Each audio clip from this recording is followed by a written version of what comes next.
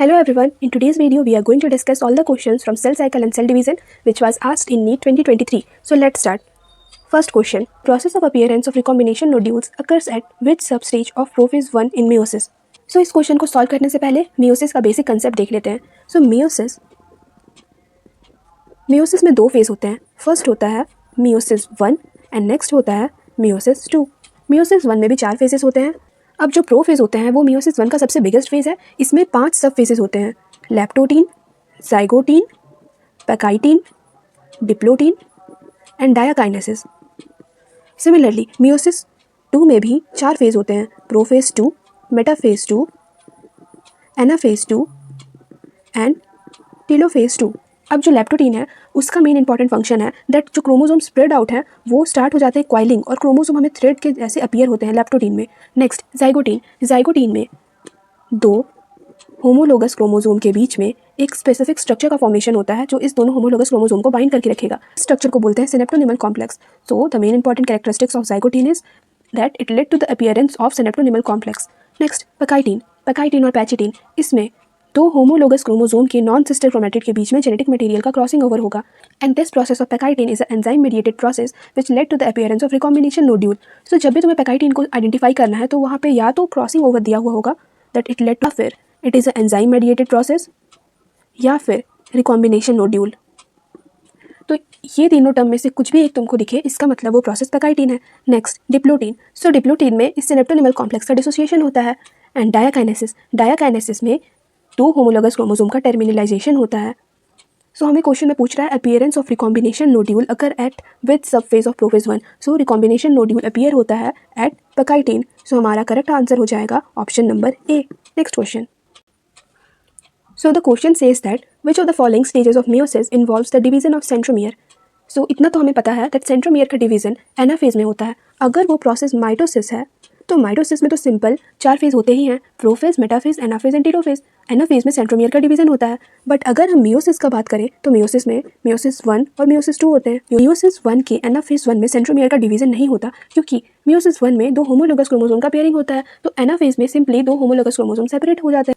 Meiosis 2 के anaphase में वो सेंट्रोमियर का डिवीजन होता है. कहीं ना कहीं माइटोसिस और मियोसिस का फेज 2 सिमिलर है क्योंकि यहाँ भी एनाफेज में सेंट्रोमियर का डिवीजन होता है और यहाँ भी एनाफेज में सेंट्रोमियर का डिवीजन होता है. सो हमारा करेक्ट आंसर हो जाएगा anaphase 2 which is in option B. Next question says let match list 1 with list 2. So ये एक मैच द फॉलोइंग क्वेश्चन है जिसमें हमें 4 ऑप्शन दिए गए हैं A, B, C and D. So एक एक करके सबको पढ़ते हैं. First M phase. तो हमें पता है that M phase is mitotic phase जिसमें कि डिवीजन होता है. सो ऑप्शन हो जाएगा ए का fourth that M phase represent equational division. को फिल्टर करते हैं. सबसे पहले ए का फोर्थ ऑप्शन ए में दिया गया है, बी में दिया गया है, सी में नहीं है, डी में नहीं है. तो सी तो हो नहीं सकता, डी हो नहीं सकता. तो इतना तो हमें पता चल गया या तो ए होगा या तो बी होगा. Next option G2 phase. तो G2 फेज में क्या होता है, ये अगर मान लो सेल साइकिल का एक फेज है, G1 phase, S phase, G2 phase, kinesis, cytokinesis, G0 phase.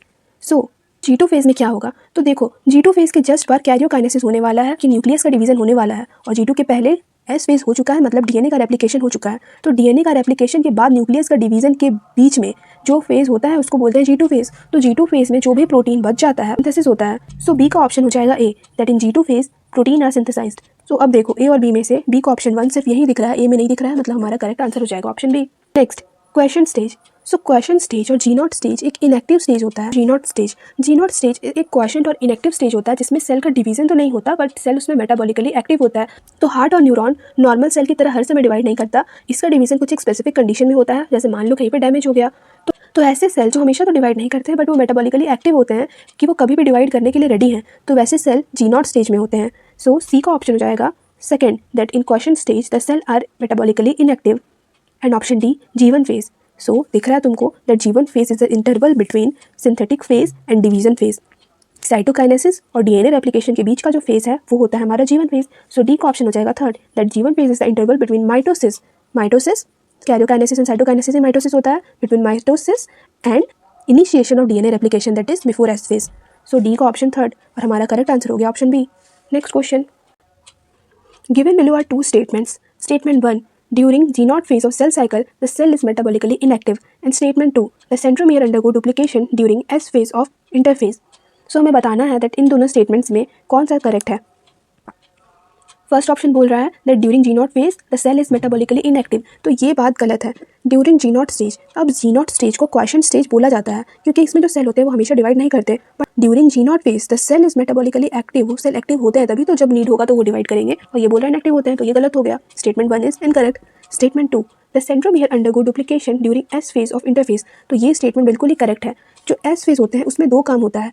First, nucleus के अंदर डीएनए का रेप्लिकेशन होता है, जो न्यूक्लियस है उसके अंदर डीएनए का रेप्लिकेशन होगा, और साइटोप्लाज्म के अंदर सेंट्रोमियर का डिवीजन होगा। So S phase is the most important phase. इसमें दो काम होते हैं, तुमको याद रखना है कि न्यूक्लियस के अंदर डीएनए का रेप्लिकेशन चल रहा है और साइटोप्लाज्म के अंदर सेंट्रोमियर का डिवीजन चल रहा है, और ये दोनों ही प्रोसेस एस फेज में हो रहा है। हमारा स्टेटमेंट 2 करेक्ट है। So the correct answer is statement 1 is incorrect but statement 2 is correct, which is given in option 4. So correct answer is option 4. Next question. So next select the correct statement. Option A, tetrad formation is seen during lactotin. So ये बिल्कुल ही गलत बात है। tetrad formation lactotin में नहीं होता बल्कि वो zygotin में होता है। Next, during anaphase centromere split and chromatid separate. अब anaphase के बाद 1 या 2 नहीं लगा है, इसका मतलब वो सिंपली माइटोसिस का anaphase पूछा जा रहा है। तो हाँ, ये बिल्कुल ही सही बात है कि anaphase में centromere split होता है और chromatid separate होते हैं।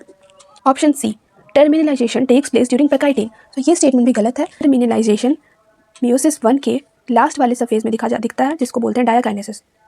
Next statement, nucleolus Golgi complex and ER are reform during telophase, तो this statement is also correct. And E, crossing over takes place between sister chromatid of homologous chromosome, so crossing over sister नहीं non sister chromatid के बीच में होते हैं। सो हमें correct statement identify करना था, तो वो हो गया option B and D which is seen in A. So correct answer is option A. So NEET 2023 में इस चैप्टर से बस ये 5 क्वेश्चन आए थे। मिलते हैं नेक्स्ट वीडियो में फर्दर क्वेश्चंस के साथ। Thank you so much.